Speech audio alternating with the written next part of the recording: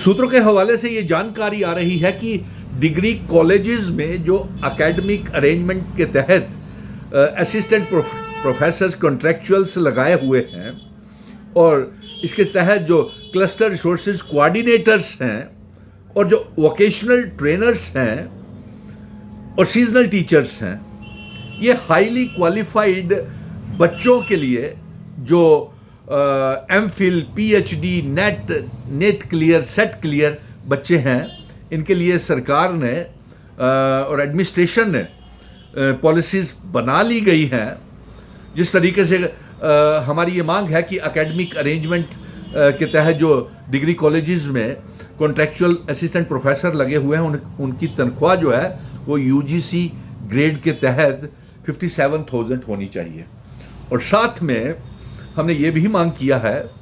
कि cluster resources coordinators जो हैं, जब तक समग्रा की स्कीम है वो तब तक कंटिन्यू रहने चाहिए। और सीजनल टीचर्स की सरकार ने 6 से 9 महीने का रिपोर्ट जो है वो दायर कर दी है और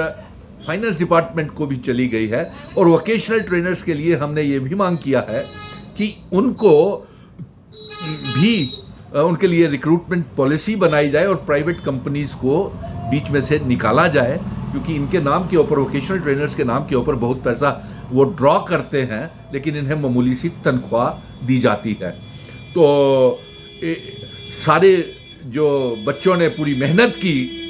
सेक्रेटरीट के चक्कर लगाए, मंत्रियों को रिप्रेजेंटेशंस दी, कई एमएलएस को रिप्रेजेंटेशन दी, लेकिन इनका काम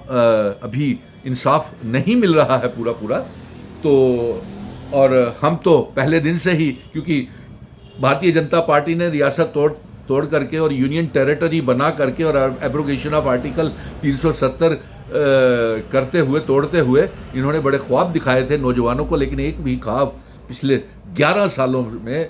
2014 से लेकर के 3 बार प्रधानमंत्री नरेंद्र मोदी जी आप प्रधानमंत्री बन गए, लेकिन जम्मू कश्मीर को आज तक इंसाफ नहीं मिला है और नौजवान जो है बेरोजगार हो गए हैं और जो बेरोजगारी, अनएम्प्लॉयमेंट की रेशियो जो है वो 40% से भी ज़्यादा हो गई है। और इसके साथ साथ मैं ये गुजारिश करूंगा कि जम्मू कश्मीर की सरकार और चीफ मिनिस्टर और कैबिनेट मिनिस्टर्स से कि आप सबसे पहले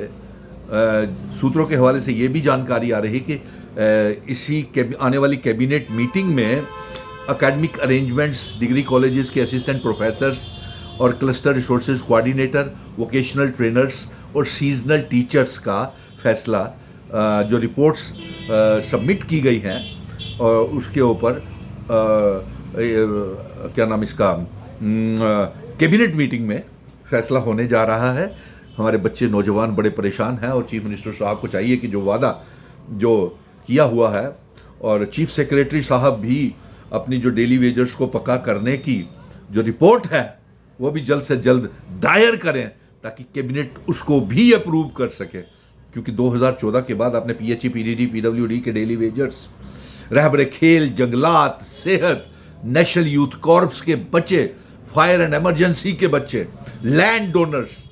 और कंटिजेंट पेड वर्कर, आशा वर्कर, आंगनवाड़ी वर्कर्स और इसके साथ साथ सरकारी स्कूलों के कुक्स, आपने किसी को कोई इंसाफ नहीं दिया। लेकिन चलिए, सभी ने मेहनत की है और मैं ये कहूँगा ये वीडियो ज़्यादा से ज़्यादा शेयर करें और तमाम नौजवानों तक पहुँचनी चाहिए, ताकि कैबिनेट की मीटिंग में जो रिपोर्ट्स एकेडमिक अरेंजमेंट की, असिस्टेंट प्रोफेसर्स की नीड बेस जो हैं उनका, cluster resources coordinator, seasonal teachers का और वोकेशनल ट्रेनर्स का, इन तमाम पढ़े लिखे नौजवानों का फैसला हो सके और कैबिनेट इसको अप्रूव कर सके। और ये अप्रूवल मैं मरकज़ को भी कहूँगा, जो फाइनेंस डिपार्टमेंट है और जम्मू कश्मीर का फाइनेंस जो डिपार्टमेंट है, फाइनेंस मिनिस्ट्री चीफ मिनिस्टर साहब के अंदर आती है, तो आप फैसले आपके हाथ में हैं, आप करिए। और एलजी साहब, आप कोई रुकावट मत डालिएगा, आपके तमाम किए गए वादे डेली वेजरों के साथ और कृषि उद्यमी जो आपने लगाए थे उनको एक पैसे का भी अभी तक तनख्वाह नहीं मिल रही है। कृषि उद्यमियों को, किसान खिदमत घर में जो काम कर रहे हैं,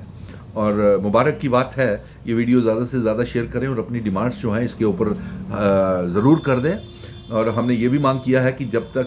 सीजनल टीचर्स को पूरे 12 महीने नौकरी होनी चाहिए और जब तक उनके लिए रिक्रूटमेंट और जॉब पॉलिसी नहीं बनती है तब तक उनको 20,000 रुपये तनख्वाह दी जाए। और जितनी भी इंक्रीमेंट्स हैं वो वोकेशनल ट्रेनर की और क्लस्टर रिसोर्सेज कोऑर्डिनेटर की, उनको जो 27,000 रुपया उनका बनता है उनको दिया जाए। और उन्हें सरकारी स्कूलों में 8,500 से ज़्यादा पोस्टें खाली पड़ी हुई हैं और 150 डिग्री कॉलेजेस में कम से कम भी 3,000 से ज़्यादा लेक्चरर्स की पोस्टें खाली पड़ी हुई हैं। और वहाँ पे स्टाफ नहीं होने की वजह से नीड बेस अरेंजमेंट के तहत असिस्टेंट प्रोफेसर्स जो हैं कंट्रेक्चुअल, वो उनकी कमी पूरी कर रहे हैं लेक्चरर्स की, और उनकी तनख्वाह भी पूरी करनी चाहिए और यूजीसी के हिसाब से, और उन्हीं कॉलेजेस में उनको एडजस्ट कर लेना चाहिए। और मैं चाहूँगा कि इस कैबिनेट मीटिंग में रिपोर्ट्स जो दायर की गई है उसका जायज़ा ले लें। और सूत्रों के हवाले से ये जानकारी आ रही है कि इन तमाम बच्चों का जो फैसला है ये आने वाली कैबिनेट मीटिंग में सरकार लेने जा रही है। धन्यवाद। और ये वीडियो ज़्यादा से ज़्यादा शेयर कीजिए और इस पेज को लाइक भी कीजिए ताकि आपको इंसाफ मिल सके, और अपनी डिमांड्स जो है वो ज़रूर कमेंट कीजिए। धन्यवाद।